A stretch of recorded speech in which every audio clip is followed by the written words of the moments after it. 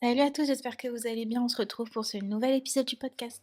Le setup a un peu changé cette semaine. Ou j'espère qu'on n'aura pas une très grosse différence au niveau du micro, ou du moins j'espère que ce sera pour le mieux. Du coup, la semaine dernière, en fait, j'ai fait une mise au point. J'ai fait une mise au point parce que je savais très bien que le sujet, en fait, allait titiller certaines personnes, peut-être même provoquer d'autres personnes. Étant donné que j'aborde, en fait, un sujet quand même assez sensible, j'ai une opinion, je dirais, un peu tranchante par moment. En tout cas, j'ai un avis qui est très tranchant parce que forcément, je parle de mes croyances, je parle de mes convictions religieuses et toutes ces pratiques-là, en fait, oui, elles rentrent en contradiction avec mes convictions. Forcément que je vais avoir en fait une position, un regard peut-être un peu moins ouvert d'esprit pour certains et peut-être moins flexible sur certains sujets, étant donné que je compare forcément avec ma religion et que elle est fixe. Certains sujets, sur certaines thématiques, forcément, c'est indiscutable. C'est comme ça, et je ne peux pas avoir l'esprit critique, l'esprit ouvert, l'acceptation de certaines choses, pardon, qui sont interdites, ce qui est logique. Donc, quand je dis par exemple que si vous pensez que je commence à aborder avec vous certaines thématiques qui peuvent être dangereuses, certains discours qui peuvent être dangereux, c'est pas parce que je maîtrise pas en fait ce que je dis, c'est pas parce que je ne sais pas ce que je fais, c'est plutôt pour ouvrir la discussion, c'est plutôt pour ouvrir le débat. Parce que parfois en fait des opinions qui peuvent être divergentes, qui peuvent être justement à l'opposé, peuvent trouver un terrain d'entente grâce à la conversation, grâce à la discussion, etc. C'est plus dans ce sens-là. Et de toute façon, ce que je dis, à partir du moment où je décide de lancer un podcast, de poser ma voix sur des choses en fait sur la place publique, et surtout quand il s'agit de choses relatives à la religion, je les assume en fait. Je les assume et je les assume jusqu'au bout. Donc oui, ces pratiques-là, encore une fois, sont extrêmement néfastes et ça reste mon opinion, ça reste... c'est mon avis personnel, qu'il soit partagé ou non. Maintenant, évidemment que ça fait pas de moi quelqu'un qui ramène, qui souhaite ramener les gens dans leur perdition, etc. On est tous majeurs et vaccinés, en l'occurrence, j'espère, en tout cas. Si vous ne l'êtes pas, au moins vous êtes doté d'une raison et vous pouvez réfléchir, vous pouvez, à partir du moment où vous écoutez des podcasts, c'est que je pense que vous avez un minimum de raison et vous pouvez raisonner par vous-même et voir un petit peu ce qui est aligné avec vous ou pas, ce qui vous semble être logique ou pas, etc., etc., en fonction de ce que vous écoutez. À partir du moment où on parle de spiritualité, de religion, etc., de choses qui peuvent transcender, qui peuvent ne pas être dans le mainstream, bien sûr que je m'attends à recevoir des opinions qui sont peut-être virulentes de la part de certaines personnes, mais c'est pas grave, je m'en fous. Étant donné que je suis complètement alignée avec ce que je dis et que je les assume, peu importe les réactions, peu importe ce que vous dites, peu importe ce que vous essayez de provoquer à l'intérieur de moi, ça fera pas grand chose en fait, l'impact il est pas ouf. C'est à partir du moment où évidemment vous rentrez pas dans le débat avec moi, c'est encore pire. On n'est pas du tout dans la construction, on n'est pas dans le débat constructif, etc. On n'est pas là pour avancer. Et si vous êtes plutôt dans la provocation, honnêtement, ouais, ça me passe au-dessus. Donc les commentaires un peu virulents, les commentaires méchants, les commentaires néfastes, etc., bien sûr qu'ils seront supprimés à partir du moment où vous manquez de respect. Mais si vous êtes plutôt dans la remise en cause, mais constructive, avec vraiment des arguments tangibles, des arguments recevables, etc., bien sûr que je laisserai le commentaire, évidemment. Je parle surtout de l'aspect, l'intention pour moi. L'intention est extrêmement importante et à partir du moment où j'estime que l'intention est mauvaise derrière, forcément, ça a rien à voir à faire ici. Donc, votre commentaire sera supprimé. Vous pouvez avoir une opinion qui n'est pas la mienne. Et c'est cool parce que du coup on peut entamer la discussion quand même, on peut échanger même si on a des divergences de pensée, etc. Mais encore faut-il avoir la capacité d'argumentation et d'être dans l'accueil en fait des choses qui sont à l'opposé, d'être dans l'accueil des choses qui ne vont pas dans notre sens et d'avoir en fait cette pédagogie, cette patience avec les gens. Mais bon, on est sur internet donc faut pas s'attendre à avoir pas s'attendre à des merveilles non plus. Donc voilà, je voulais quand même faire encore une fois une mise au point. On va poursuivre cet épisode comme d'habitude et comme je le disais la semaine dernière, sur les tempéraments. Depuis je ne sais combien de temps, des millénaires, des philosophes, des médecins, des psychologues, ils ont tous tenté de comprendre, en fait, d'essayer de comprendre pourquoi est-ce qu'on réagit différemment face à des situations identiques. Certains vont être énergiques, d'autres vont être calmes, certains vont être sensibles, d'autres logiques, etc. Et en fait, ces différences, évidemment, ne sont pas un hasard et révèlent à l'intérieur de nous des tempéraments, des tendances. Comme toujours, jour dans ce podcast, on va aller un petit peu blanc, on va aller un petit peu creuser ce qu'il se passe. En fait, au-delà de simples catégories de personnalité, comprendre les tempéraments, c'est aussi comprendre les blessures, comprendre les points forts, comprendre les déséquilibres et la manière en fait dont on peut tous évoluer à travers ça et à travers ce qu'on peut mettre en place. Donc on verra comment derrière ces dynamiques psychologiques se cache forcément une réalité spirituelle. Pas que nos qualités humaines, quand elles sont équilibrées, elles peuvent venir elles peuvent devenir des miroirs en fait des attributs divins. Je vais essayer de vous expliquer ce que je veux dire par là. On démarre en fait ce podcast avec le tout premier tempérament, celui du sanguin, le sanguin. Le sanguin, c'est quelqu'un qui est très, très optimiste dans la vie, qui fait preuve de beaucoup d'énergie, de créativité. Il a, on va dire, cette capacité aussi à fédérer, à rassembler autour de lui. Et dans son quotidien, en fait, c'est un peu la personne qui anime les réunions. Typiquement, ça va être ce genre de personne-là. Une personne qui a mille et une idées, j'allais dire.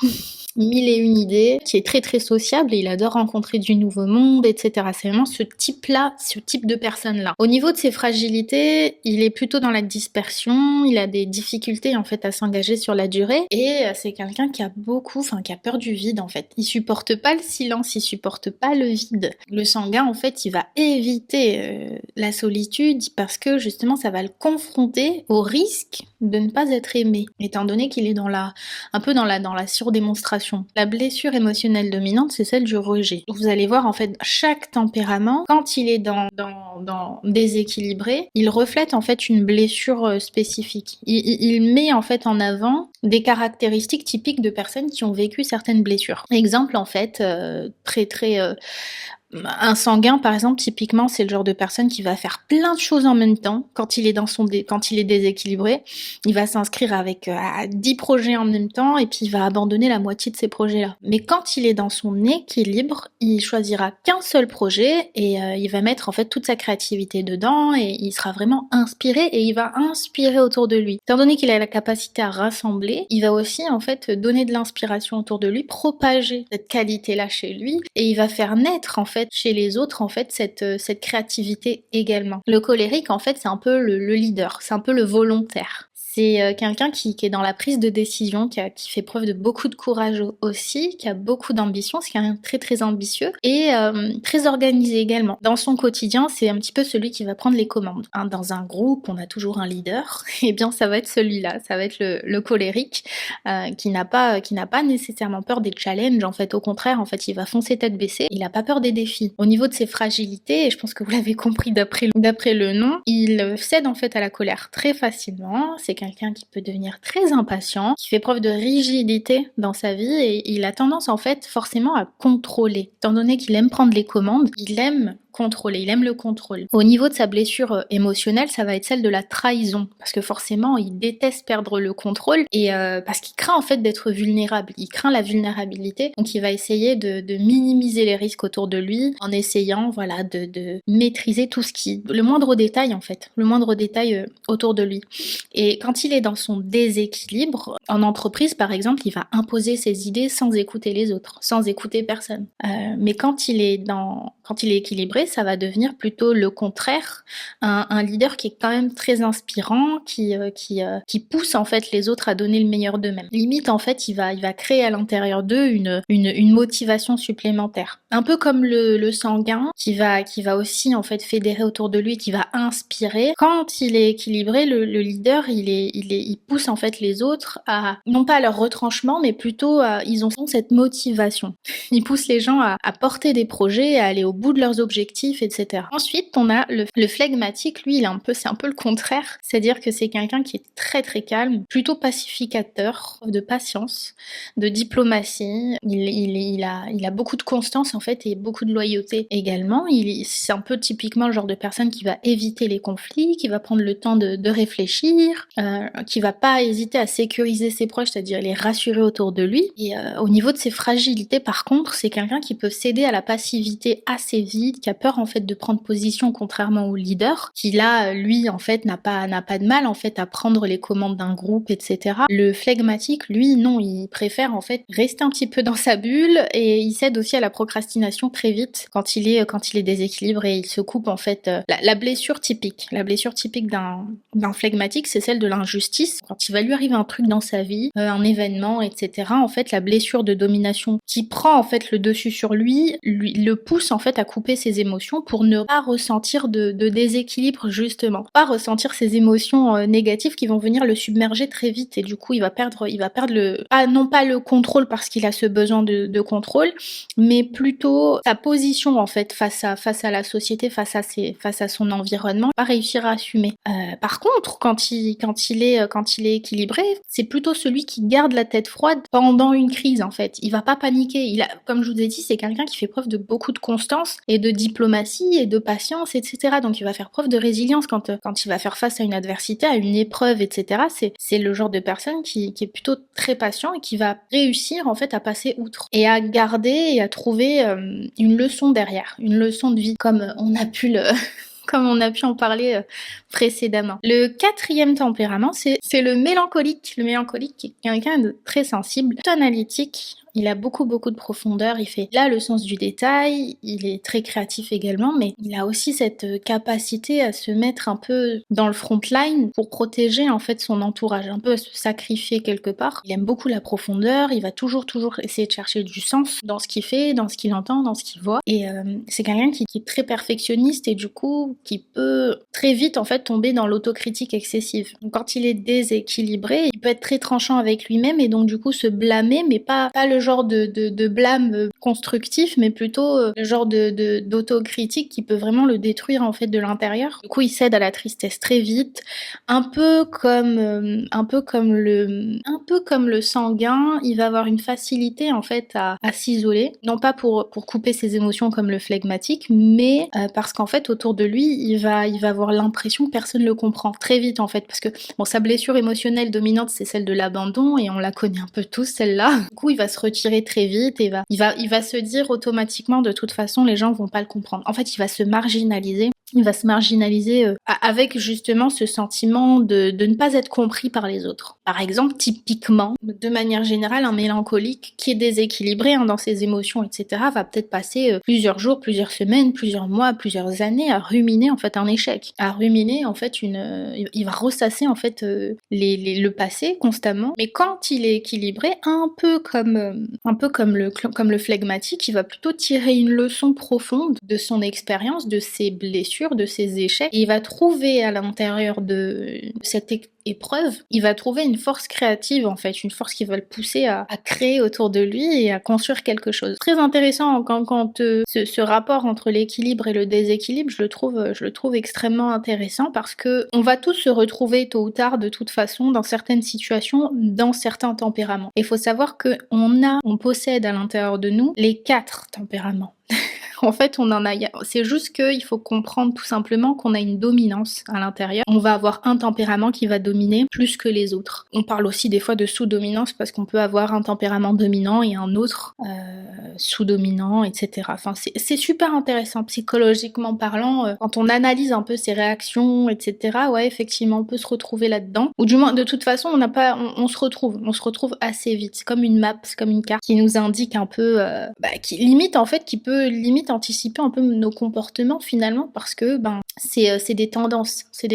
Les tempéraments étant donné que on a une dominance et que du coup la dominance ne veut pas forcément dire qu'on est déséquilibré. C'est pas parce qu'on a une dominance colérique, mélancolique, etc. qu'on est forcément déséquilibré. On a tous une dominance, mais ça veut pas dire qu'on a tous des réactions disproportionnées. Ça veut tout simplement dire en fait que notre personnalité a tend plutôt vers un type de comportement. C'est à nous de réagir ou de répondre, c'est à nous d'analyser, c'est à nous de faire nos choix pour rééquilibrer quand on est trop dans l'excès. Et donc quand on est trop dans l'excès, quand on est déséquilibré, ces tempéraments en fait, polarité comme je vous ai dit, la polarité elle peut changer, elle peut shifter et ça peut devenir en fait une véritable prison psychologique. Et en fait on insiste sur la psychologie appliquée parce qu'il faut vraiment comprendre que les tempéraments ce ne sont pas des étiquettes mais plutôt des dynamiques intérieures, des tendances à l'intérieur de nous. Quand un tempérament domine mais sans équilibre, parce qu'encore une fois, on peut très bien dominer en étant équilibré. Cette tendance, cette dynamique, elle devient vraiment conflictuelle à l'intérieur de nous. Je vais vous donner un exemple pour que vous puissiez comprendre. Une personne sanguine va chercher sans cesse la validation des autres, le besoin social. Je vous ai dit, c'est quelqu'un qui est très très sociable et il va être dans la surdémonstration, etc. Il va pas supporter l'idée que les gens ne l'aiment pas. Et donc, cette personne-là, en général, quand elle est en déséquilibre, elle va être dans cette surdémonstration, etc. Et donc, elle va vite se fatiguer,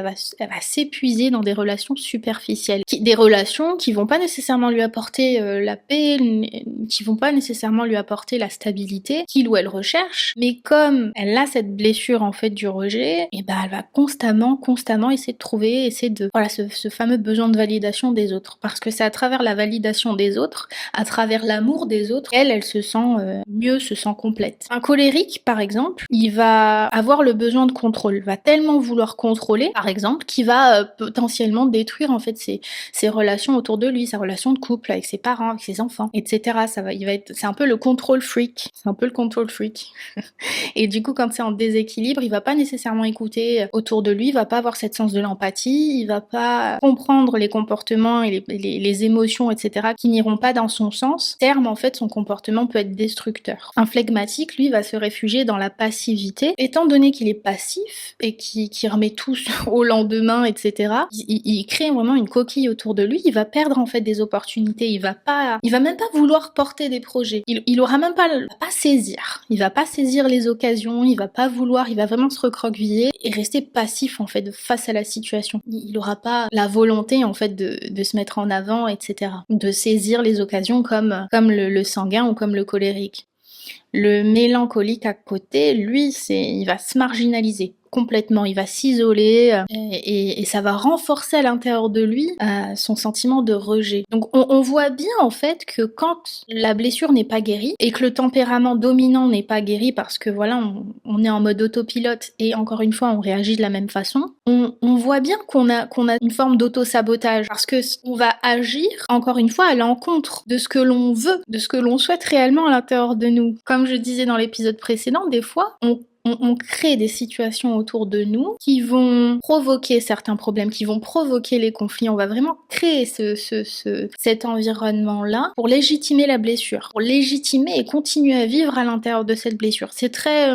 Et c'est pour ça que je vous dis qu'il y a vraiment un lien, moi je trouve qu'il y a vraiment un lien entre la psychologie et la spiritualité. Parce que c'est là que cette complémentarité, elle devient essentielle pour équilibrer les dynamiques en fait. La psychologie moderne, elle va nous aider à reconnaître les blessures. Et les schémas répétitifs, vous vous souvenez, en gros, tant qu'on n'a pas compris certaines choses, encore une fois, on va répéter les mêmes réactions, on va répéter les mêmes situations dans notre vie jusqu'à temps qu'on comprenne. Et ben, ces schémas répétitifs, blessures, etc., la psychologie en parle brillamment, on en parle très très bien, et elle va nous aider à les reconnaître et à les pointer du doigt. La spiritualité, et notamment islamique, elle, en fait, elle nous rappelle que chaque qualité qui font nos réactions, qui font nos comportements face à la situation, qui nous permettent de gérer cette vie, en fait, chaque qualité peut devenir un reflet des attributs divins. Et pourquoi je dis ça? Et c'est super important.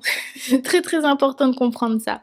Pourquoi? Je reprends les tempéraments. Le sanguin, quand il est équilibré, il va pouvoir refléter El-Wadoud, le plein d'amour. C'est un des attributs de notre créateur. Faut savoir que notre créateur, il a 99 noms, donc 99 attributs. Et chaque attribut, non seulement quand on les étudie, on comprend et on se rapproche en fait de notre créateur parce qu'on comprend mieux en fait ce qu'il est, c'est aussi une façon pour nous de nous rapprocher de ces attributs. L'objectif, encore une fois, c'est qu'on soit des êtres équilibrés. Et donc pour être équilibré, la spiritualité et la religion nous inculquent beaucoup de valeurs, beaucoup de principes, beaucoup de qualités, beaucoup d'attributs en fait, tout simplement. Ces attributs, en tant que musulman, en tant que croyant, en tant qu'être humain, on doit se rapprocher le plus possible de ces attributs. Donc, le sanguin, lui, il reflète El-Wadoud, c'est le plein d'amour, parce que son amour devient vraiment une énergie autour de lui. Je vous ai dit, c'est quelqu'un qui a la capacité à rassembler. C'est-à-dire que c'est quelqu'un qui a la capacité de donner et de recevoir, de donner de l'amour, de donner de l'intérêt, de donner de l'attention, de donner vraiment ce sentiment d'être aimé. Et en retour, du coup, il accepte d'être aimé aussi, de recevoir. Le colérique, lui,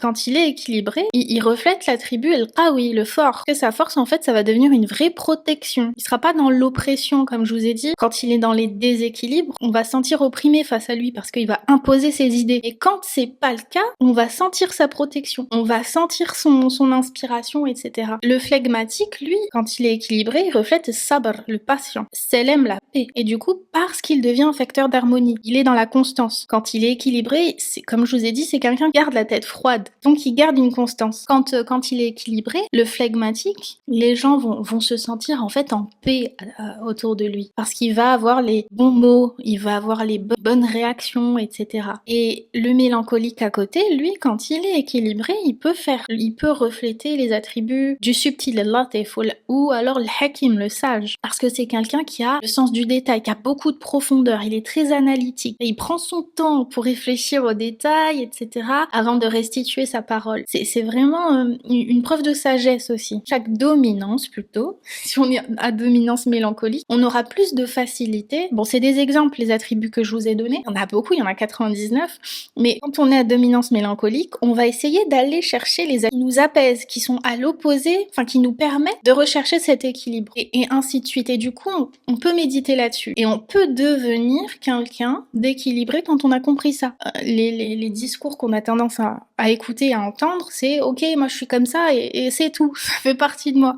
Sauf que c'est pas le cas. Si je suis colérique, je peux travailler ma patience et mon humilité pour incarner non pas ma domination, mais la force qui est juste en fait. Si je suis sanguin, je peux orienter mon amour des autres vers une intention sincère, non pas pour me combler un vide à l'intérieur de moi, mais pour refléter l'amour du Créateur. Si je suis mélancolique, je peux transformer ma sensibilité en compassion en fait, compassion universelle, empathie pour les autres, etc. plutôt que de m'isoler. Si je suis flegmatique, je peux orienter ma paix intérieure vers la constance dans l'adoration, vers la constance dans les épreuves de la vie, vers la constance devant l'adversité. Je trouve ça vraiment beau de voir les choses de cette façon-là. De ne pas essayer de banaliser certains comportements, certaines émotions, certaines réactions en se disant non mais de toute façon je suis comme ça, parce que je vous le dis, et je vous le dis avec beaucoup d'honnêteté, nous ne sommes pas nos émotions, nous ne sommes pas nos comportements, nous ne sommes même pas nos pensées, nous ne sommes même pas notre personnalité. C'est bizarrement dit, mais c'est le cas. En fait, il faut comprendre que nous, on est une âme à l'intérieur d'un corps. Allah subhanahu wa ta'ala nous a transféré ce qu'on appelle ruh, son ruh. Le ruh, c'est la partie, c'est une âme en fait qui est complètement purifiée, qui est parfaite, qui est exempte de tout défaut. Elle est vraiment parfaite. Donc si tu pars du postulat que ton âme est parfaite, quelque part tu peux faire table rase de tout et te baser sur ce que Allah subhanahu wa ta'ala nous a donné. On sait qu'on a notre nefs, on sait que le nefs à côté du ruh, c'est tout ce que c'est les voiles en fait qu'on va venir se mettre autour de nous, autour de notre cœur, qu'on va conscientiser à l'intérieur et on va penser que nous sommes notre nefs alors que nous ne sommes absolument pas notre nefs. Allah subhanahu wa ta'ala nous a donné ce souffle qui est parfait, qui est équilibré. Quand on prend conscience de ça, on comprend en fait à quel point, en parallèle de ses attributs, parce qu'il nous a donné aussi ses attributs, il nous a montré, en fait il nous montre quelle est la voie, quel comportement on doit adopter, quel schéma de pensée nous devons avoir, etc. à travers ses attributs. Quand on fait le lien entre les deux, Ruh qui est parfait, qui est équilibré, et notre capacité, parce qu'on est khalifa sur terre. Khalifa sur terre, ça veut dire que nous sommes des représentants en fait. Ça veut dire que nous avons la capacité, la charge de représenter une part divine à l'intérieur de nous, de refléter la lumière du Créateur sur terre. Donc d'incarner en gros les attributs, d'incarner ces qualités-là dans notre vie quotidienne, pour nous et pour les autres. À partir de là, oui, on peut faire table rase, on peut ne plus s'identifier à travers nos émotions, s'identifier à travers nos comportements, mais s'identifier avec quelque chose qui nous apaise de l'intérieur. Donc oui, le colérique peut faire preuve de patience, le colérique peut faire preuve de calme, le mélancolique peut faire preuve de dynamisme dans sa vie, et ainsi de suite. C'est ça ce qu'il faut se dire. Pas parce qu'on a une dominance qu'on est forcément dominé. Prendre conscience que ça existe, c'est une chose, mais aussi comprendre en fait cette dominance, c'est une première étape. Mais le véritable travail, il commence en fait quand on cherche à trouver l'équilibre dedans. Encore, je vous l'ai dit, le travail intérieur. Le travail intérieur, il y a cet alignement énergétique, il y a tout ce qui... En fait, il faut vraiment comprendre tous les mécanismes. L'objectif de cette série, c'est vraiment d'essayer de cheminer pour comprendre ce qui se passe à l'intérieur de ce qui se passe, à l'intérieur de ce qui se passe, à l'intérieur de ce qui se passe, ainsi de suite. Aucun tempérament n'est mauvais en soi. Chaque force peut devenir une faiblesse si elle est déséquilibrée, et chaque faiblesse peut devenir force lorsqu'elle est transmutée, lorsqu'on passe d'un état à un autre. La connaissance de soi, c'est très important. Il y a une phrase en fait qu'on entend beaucoup rapportée par des écrits spirituels. Celui qui connaît son âme, qui connaît son soi, connaît son Seigneur. Ce qui veut dire qu'en fait, quand on est dans l'observation, et je vous l'ai dit, l'auto-observation est très très important. Observer ses réactions, ses émotions, ses excès, c'est déjà beaucoup. C'est déjà une forme d'élévation. Vous avez déjà fait peut-être la moitié, voire plus, du boulot. La psychologie moderne parle de métacognition, la capacité en fait à prendre du recul sur ses pensées. La capacité à se dire, ok, je ne suis pas mes pensées. Pourquoi est-ce que je pense que je pense? Pourquoi je réagis comme ça? Est-ce que c'est parce que j'ai peur? Est-ce que c'est de l'orgueil? Est-ce que c'est parce que j'ai besoin en fait de contrôler, etc. Je vous ramène aux épisodes d'avant. Donc on va se poser plein de questions. Et ça, c'est très important de se poser ces questions parce que du coup, on arrive à schématiser ce qui s'est passé dans notre vie et les réactions qu'on a eues, et ce qui peut se passer dans notre vie et les réactions qu'on peut avoir, qu'on aura nécessairement si on fait pas ce travail, si on conscientise pas. La modération est très importante aussi, parce que dans la pensée islamique, tout est une question de juste milieu, d'équilibre. Chaque tempérament peut être réajusté, et il faut vraiment se le dire. Le colérique, encore une fois, doit apprendre la patience et l'humilité. Le sanguin doit cultiver la discipline et la profondeur. Le mélancolique doit développer la confiance et l'espérance. Le flegmatique doit activer la motivation et la détermination, qui vont venir pallier, qui vont venir équilibrer cet excès dans leur vie. Une chose concrète qu'on peut tous faire, c'est d'identifier ton point d'excès, notre point d'excès. Est-ce qu'on fait preuve de trop d'impulsivité? Est-ce qu'on est trop dans la rumination? Est-ce qu'on est trop dans le contrôle? Enfin voilà, les points d'excès, on va essayer de les pointer. Notre entourage, en règle générale, n'a pas trop de mal à identifier ces excès à notre place, parce qu'ils ont pas la tête dans le guidon. Et c'est un truc de fou, parce que dans les workshops que j'ai pu voir, etc., quand on pose en fait la question, c'est souvent l'entourage proche qui a une vision plus objective de la situation, parce que quand on est à l'extérieur du problème, on a tendance, ou quand on prend du recul ou de la hauteur, on peut voir la situation de façon beaucoup plus claire, avec plus de clarté. N'hésitez pas à demander autour de vous, de faire ce petit exercice. Est-ce que tu penses que je suis trop impulsif? Est-ce que je suis trop sensible, etc. Enfin, posez des questions autour de vous, ça peut être intéressant de voir comment les gens vous voient. Comment est-ce que les gens me voient? Comment tu me vois? Et en fait, après, une fois qu'on a notre domination, notre point dominant, notre point d'excès, pour ce rapport avec la spiritualité, on va essayer de chercher dans les noms d'Allah Azza wa Jal, Asma'ul Husna, les attributs qui viennent équilibrer. Le Halim, par exemple, c'est le doux et le patient. Ça va venir tempérer la colère. Donc dans ta vie, tous les jours, quand tu fais tes doigts, tu fais tes prières, quand tu fais ton dhikr, quand tu fais tes trucs, fais appel à ce nom divin, à cet attribut divin. Fais appel à Al-Halim. Quand tu fais preuve de colère, quand t'as une situation comme ça ou dans ta vie qui te met en colère, où tu n'arrives plus à contrôler ta situation, tu sais plus quoi faire, ou des fois, franchement, la colère, elle te rend aveugle. Appelle celui qui rend la vue. Appelle celui qui rend l'équilibre. Appelle celui qui calme la tempête. C'est beau. Franchement, c'est magnifique. C'est beau de se dire que notre créateur est là pour nous équilibrer et qu'il nous a donné toutes les clés. Il nous a donné toutes les clés pour équilibrer notre vie, pour équilibrer nos émotions, pour équilibrer nos rapports avec les autres, pour être le plus stable possible, le plus sain possible. Il nous a donné les clés pour dompter notre nefs, pour dompter en fait cet animal à l'intérieur de nous et qui peut prendre le dessus à tout moment. Mais le jeu, c'est de ne pas le laisser prendre le dessus et de pas être dominé, plutôt d'être pour le coup le dominant.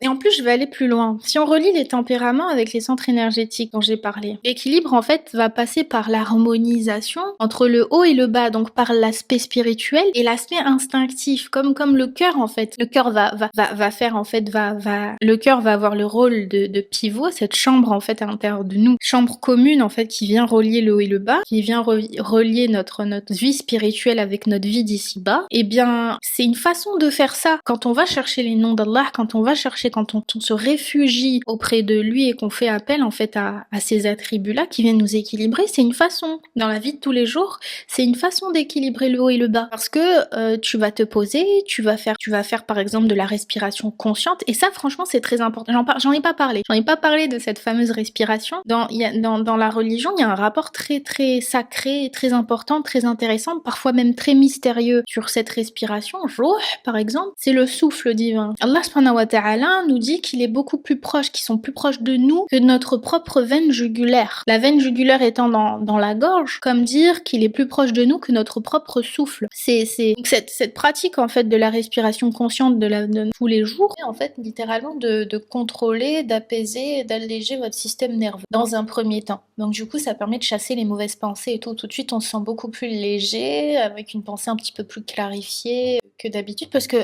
forcément ça vous force en fait à faire le vide à l'intérieur de vous. Ça permet aussi d'atteindre la cohérence cardiaque qui vous apaise, qui vous déstresse, qui chasse en fait les mauvaises émotions, d'apaiser aussi rythme cardiaque, et à terme en fait ça va vraiment vous aider sur tout ce qui est gestion de stress, apaisement, et même de votre état général en fait, votre état, votre humeur aussi, ça va beaucoup agir sur votre humeur et également sur votre comportement avec les autres, les réactions que vous pouvez avoir, etc. Ça peut vous aider également là-dessus. Ça peut en fait venir booster davantage ce travail que vous faites avec les tempéraments, et ça permet de s'ancrer dans le présent.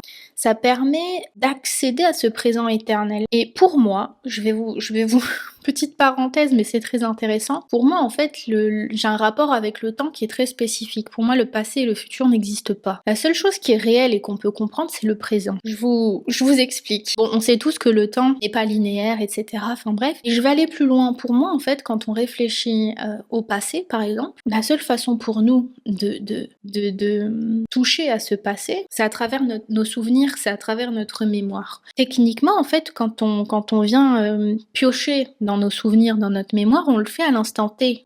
On le fait dans le présent. Les pensées que l'on a, elles sont à l'instant T. Et c'est pareil pour le futur. Le futur, en fait, on n'a pas d'expérience dans le futur et on n'a pas d'expérience dans le passé. Le passé, c'est un présent qui n'est plus, et le futur, pour moi, c'est un présent qui n'est pas encore. Mais vous comprenez un petit peu plus ma manière de voir les choses. Quand on réfléchit, quand on a ces pensées-là, dans le futur, on fait preuve d'imagination, dans le passé, on fait preuve de souvenirs et de mémoire. Ce qui veut dire que la seule chose qu'on contrôle, la seule chose qu'on expérimente, qu'on vit réellement, c'est le présent. C'est vraiment, c'est à travers en fait ce présent-là, et même dans la religion, dans notre pratique religieuse, quand on fait du dhikr, quand on fait de la prière, on s'ancre dans le présent, à travers le silence, à travers l'isolation bénéfique, encore une fois, pas celle qui vous détruit. On s'ancre dans le présent. On s'ancre dans quelque chose en fait d'éternel. C'est la seule chose en fait d'éternel qui est limite intemporel. Le présent pour moi c'est limite intemporel. C'est quelque chose en fait qui n'a pas de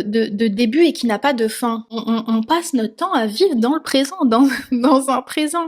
Et dans la religion, petite question que je vous pose, qui est-ce qui n'a pas de début et qui est-ce qui n'a pas de fin?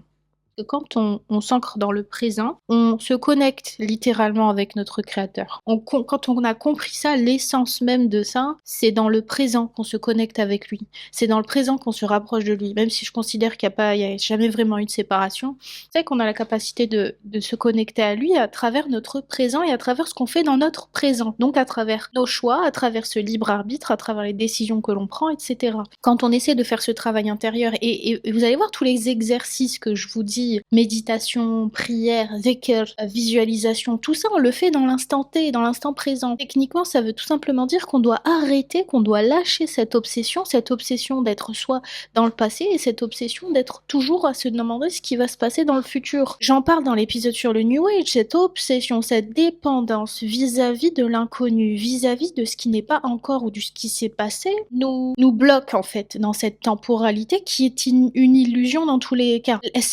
C'est des outils, c'est des instruments qui sont de toute façon illusoires. Quand on a compris ça, qu'on a compris en fait le jeu derrière tout ça, l'importance de l'instant T, vous allez avoir beaucoup plus de facilité à manifester. Et j'en parle dans l'épisode sur Secret métaphysique de l'abondance. Quand on essaie de manifester, quand on essaie d'attirer cette abondance, quand on élève nos fréquences énergétiques, on les fait à l'instant T, c'est en prenant le poids de cet instant T. Quand on cultive certaines pensées, quand on s'assoit, qu'on prend 2 minutes, qu'on travaille sur nos pensées et nos nos émotions, etc., on le fait à l'instant T, on le fait à l'instant présent. C'est pour ça que c'est super, super important. Pour moi, si on veut se connecter à notre créateur, il suffit tout simplement de goûter à l'instant T et au présent. Ne pas avoir peur du vide, pas avoir peur de ce silence et de vraiment méditer, de travailler à l'intérieur de nous, de travailler soit ce qui nous perturbe, ce qui nous tourmente. Et quand on réfléchit à ce que j'ai fait, vas-y, qu'est-ce que j'ai fait hier? Ouais, j'ai fait ça, j'ai fait ça. Oui, effectivement, j'ai eu ce rendez-vous, j'ai vu ci, j'ai vu ça. Ça, tu le fais à l'instant T, tu le fais dans ton présent. Et pareil dans le futur, mais qu'est-ce que je compte faire demain? Ouais, ok, le rendez-vous,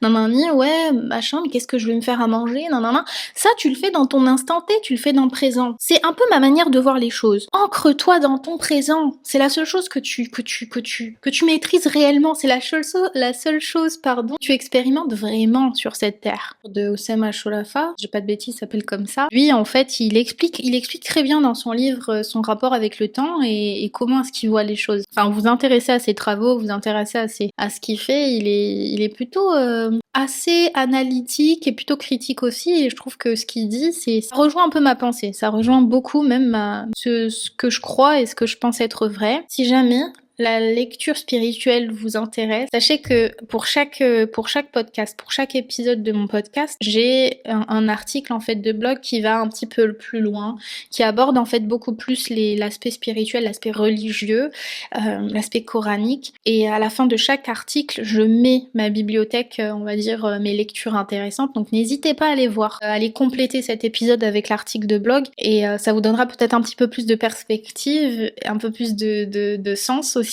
Et ouais, il y a peut-être des livres qui peuvent vous intéresser, qui peuvent être intéressantes pour vous. En tout cas, si vous aimez la thématique de ce podcast, je suis sûre que vous allez kiffer les suggestions que j'ai écrites, que j'ai suggérées. On a parlé de beaucoup de choses là encore.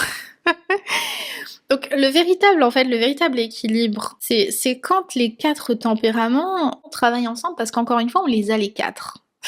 On n'est pas juste mélancolique, on n'est pas juste colérique, on n'est pas juste flegmatique ou sanguin. Ok, on est les 4 en même temps, c'est juste que des fois on a une dominance. Des fois, dans certaines situations, dans certains cas, face à certaines personnes même, on va faire preuve d'un tempérament. Mais en règle générale, de manière générale, effectivement, on n'a qu'une seule dominance.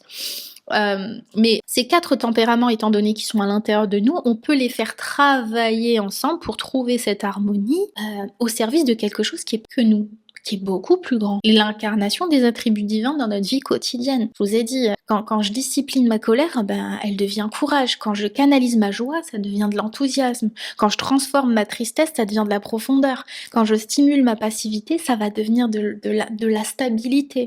Vraiment question super importante à se poser à la fin de la journée. Est-ce qu'on agit aujourd'hui avec conscience? Est-ce que j'ai incarné un attribut d'Allah Azza wa Jal? Est-ce que j'ai incarné ça? Est-ce que j'ai été patient? Est-ce que j'étais à l'écoute? Est-ce que j'ai été sage? Est-ce que j'ai été fort? Est-ce que j'ai été résilient? Est-ce que j'ai été doux? Est-ce que j'ai été calme? Ainsi de suite. Le but, en fait, c'est pas de supprimer un tempérament, et ça, c'est très important.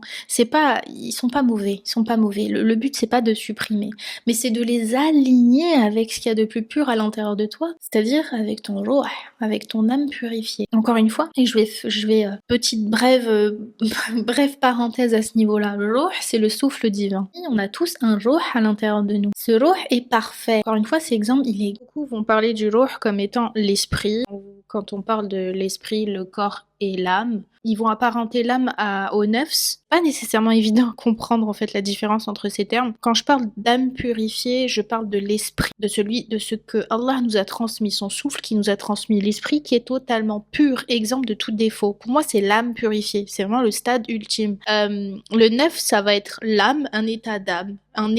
Pour moi, c'est un état d'âme, c'est l'ego qui vient en fait voiler votre esprit, qui vient en fait voiler votre ruh et qui rabaisse vos énergies, etc. C'est ce nefs qui va être jugé le jour du jugement dernier, parce que on estime que c'est cette âme-là qui est responsable des actes. C'est cette âme qui est responsable de ses choix, etc., de tout ce qu'il a fait dans la dunya. Au jour de notre mort, qu'Allah Azza wa Jal prend, c'est notre nefs. Le nefs, c'est notre ego. C'est ce qui nous pousse vers le bas, c'est ce qui nous pousse à pécher, en fait. C'est ce qui nous pousse à agir dans la mauvaise direction. C'est ce qui nous pousse, en fait, à agir en contradiction avec les attributs d'Allah Azza wa Jal, en contradiction avec les préceptes islamiques, en contradiction avec la pensée spirituelle, etc. C'est ce nefs, en fait, qui va être, entre guillemets, jugé le jour du jugement dernier, pas votre nefs. Vous êtes Et vous êtes même pas votre corps, forcément. Vous êtes le ruh. L'être humain, en fait, votre vrai moi, votre vrai vous-même, c'est le ruh. C'est l'âme purifiée. On vit dans la dunya pour être testé, etc. Pour se purifier, pour purifier son âme, pour purifier son nefs. L'objectif, c'est pas de supprimer vos désirs, c'est pas de rester silencieux, c'est pas de éteindre tout ce que vous avez à l'intérieur de vous, c'est plutôt d'éduquer votre personne. C'est aussi lui que l'on doit dompter, encore une fois. C'est aussi lui que l'on doit apprendre à calmer, apprendre à équilibrer. Ce qui veut dire que nos tempéraments, quand ils sont déséquilibrés, ça veut dire qu'ils sont tous au service de notre nefs. Et nous-mêmes, en fait, on est au service de notre nefs. Et donc, conscientiser ça, ça devient tout de suite, je pense, assez intéressant dans ta vie de tous les jours. Soit en prenant conscience qu'il y a des qualités qui viennent équilibrer, qui viennent donner, qui viennent stabiliser, en fait, sur la balance, peut-être un comportement qui est à l'opposé de ce qu'on a l'habitude de faire vis-à-vis de certaines situations. Ok, tu vas prendre 2 secondes, tu vas dire non, en fait, faut pas que je réfléchisse comme ça. Je sais que ce comportement-là, cette réaction-là a déjà engendré ce type de situation dans ma vie. Je ne veux pas revivre ce type de situation dans ma vie. Il faut vraiment que je sois limite à l'opposé. Il faut que je réfléchisse limite à l'opposé. Il faut que j'agisse limite à l'opposé. Que mes pensées, mes émotions, mes actions soient limite à l'opposé de ce que j'ai l'habitude de faire pour éviter ces schémas répétitifs, pour éviter ce cycle répétitif, etc., etc. Le qalb, c'est le cœur spirituel. On a beaucoup parlé de ça pendant l'épisode sur l'alchimie du cœur. C'est le centre des émotions et la perception, le basira, l'intuition, la vision intérieure. Intéressant de voir les choses de cette façon-là. Ibn Arabi, qui est un visionnaire islamique soufi, même peut-être le plus grand, je trouve, un des plus grands. Pas le plus grand, mais un des plus grands visionnaires selon moi islamiques, musulmans, soufis, de tous les temps. Parce qu'il a des écrits, franchement, il a des écrits incroyables. Et il explique en fait que l'être humain, c'est pas lui qui explique, hein, c'est que l'être humain, c'est un khalifa, porteur de l'Amen, il est porteur d'une Amen. Et notre rôle, c'est d'incarner les noms divins, d'incarner ce que Allah Azza wa Jal nous a transmis. Cette possibilité de faire le bien et de s'éloigner le plus possible du mal, du comportement et des gens qui peuvent nous faire du mal. Quand nos tempéraments en fait s'alignent et que notre cœur vient s'éclairer, c'est qu'on a compris cette vérité. On a compris ce que veut dire la ilaha illallah. Il n'y a pas d'autre Dieu digne d'adoration qu'Allah Azza wa Jal. Il n'y a pas d'autre réalité que Dieu. Nos contradictions, nos blessures, nos humeurs, etc. Tout ça, en fait, c'est de l'ordre de la dualité, comme je vous ai dit. C'est de l'ordre, en fait, des problèmes de la dunya. Et tout ça se dissout quand on est dans l'unité, quand on est dans l'unicité avec lui, quand on a compris qu'en fait, au final, faut pas voir les choses avec limite, parce que c'est vrai que dans mes précédents podcasts et comment je voyais les choses avant, je me voyais dissociée de mon créateur. Je me voyais comme un être humain à part entière, sauf qu'il faut pas voir les choses de cette façon-là. La ilaha illallah, ça veut dire quelque part, le tawhid, c'est qu'il n'y a pas de séparation. En réalité, c'est qu'il n'y a pas de séparation, c'est qu'il n'y a pas de dissociation entre nous et notre créateur. C'est que notre existence n'a pas de sens en dehors de l'existence du créateur, en dehors de l'existence d'Allah Azza wa Jal. Donc tout ça, en fait, se dissout automatiquement quand on est connecté avec le divin, quand on se connecte à lui, quand on se connecte à cet amour inconditionnel, à cette paix, quand on se connecte en fait à la transcendance divine. Tous ces problèmes, en fait, des petits problèmes de la vie quotidienne ne veulent plus, n'ont plus de poids, n'ont plus aucun poids face à la paix intérieure que vous pouvez avoir quand vous cultivez cette spiritualité, cette relation avec votre créateur. Et c'est là, en fait, que se connaître soi-même, purifier son nefs, équilibrer ses tempéraments, se rapprocher de cette unité, parce qu'elle a toujours été là, Allah il a toujours été là. Encore une fois, il est plus proche de vous que votre propre veine jugulaire, ça veut dire beaucoup de choses. C'est que, en fait, on voit plus les choses de la même façon. On n'est plus seul, on n'est pas abandonné, on n'est pas laissé seul à notre sort. Non, c'est au contraire, en fait, on est observé, on est accompagné, on est protégé, on a été créé par un être qui est là pour nous guider et qui a tout fait pour nous donner. Il nous a donné toutes les clés pour être guidé. Je veux avoir ce message d'amour et de paix. Je ne veux pas avoir ces messages d'illuminé en mode la meuf elle est perchée, je sais pas ce qu'elle est partie fumer. Au contraire, en fait, faut vraiment prendre conscience qu'on est vraiment rien. On est absolument rien et que c'est dommage parce que quelque part, et j'ai beaucoup parlé de l'association dans l'épisode précédent sur le New Age. Quand on associe, c'est pas nécessairement associé. Enfin, des fois, en fait, on fait du shirk, on fait de l'association avec des petites choses de la vie quotidienne et on se rend pas compte quand notre attention, elle est monopolisée par quelque chose ou par quelqu'un ou par une activité ou par une passion, etc. Il suffit qu'il y ait quelque chose dans nos vies qui prend toute son importance. On fait de l'association parce que notre attention, on la donne à quelque chose qui n'est pas le créateur. Et à partir du moment où c'est quelque chose qui est dans la création, encore une fois, c'est illusoire, c'est une illusion. Donc c'est pas ça qui va vous apporter la stabilité, la paix, votre abondance, tout ce qu'on espère avoir dans la vie, c'est pas ça. Des fois, on court après quelque chose pendant des années avant de se rendre compte que il y avait absolument aucune substance à l'intérieur. Je veux vraiment, encore une fois, avoir ce discours de paix, ce discours de bienveillance, d'empathie pour vous et pour moi et pour mes proches et pour ceux qui galèrent un peu dans la vie, pour ceux qui sont encore trop ancrés dans leurs problèmes. À chaque opportunité même que vous avez d'incarner ces attributs, d'incarner ces qualités, faites-le. Ne cédez pas au comportement énergie négative. Élevez vos fréquences énergétiques. Élevez celles de votre entourage aussi autour de vous. Donnez-leur en fait les clés aussi quand vous voyez qu'ils galèrent, quand vous voyez qu'il y a des schémas répétitifs, une certaine obsession dans leur comportement, dans leurs émotions, dans leurs pensées. Soyez là pour eux et véhiculez cette lumière parce que quand on la touche, quand on l'expérimente, on a juste qu'une envie, c'est que tout le monde le fasse aussi. Propager cette paix, c'est de propager cet amour. Si vous voyez que des gens ne partagent pas vos valeurs, etc., c'est aussi l'occasion de tempérer vos émotions, de tempérer vos excès, de leur donner en fait un équilibre pour agir comme vous aimeriez qu'on agisse avec vous. Dire des choses comme vous aimeriez qu'on vous dise les choses, et ainsi de suite. Aime pour les autres ce que tu aimerais pour toi-même. En vrai, c'est ça, hein. En vrai, c'est fou, mais c'est la vérité. C'est puissant, c'est vraiment très très puissant. Voilà, voilà. J'espère que cet épisode vous aura plu. On a un petit peu plus creusé entre psychologie et spiritualité. N'hésitez pas à aller lire en fait le blog, l'article associé à ce podcast. Ça pourrait aussi vous faire potentiellement du bien. Et n'hésitez pas à aller checker aussi les écrits, les livres, les suggestions que je vous mets dans l'article de blog associé à ce podcast. Ça peut être une façon pour vous d'aller plus loin dans votre réflexion, dans votre recherche. J'espère que cet épisode vous aura plu. Merci beaucoup d'avoir écouté, d'être resté jusqu'à la fin. Je vous dis à très très vite. Passez une excellente semaine et bisous bisous.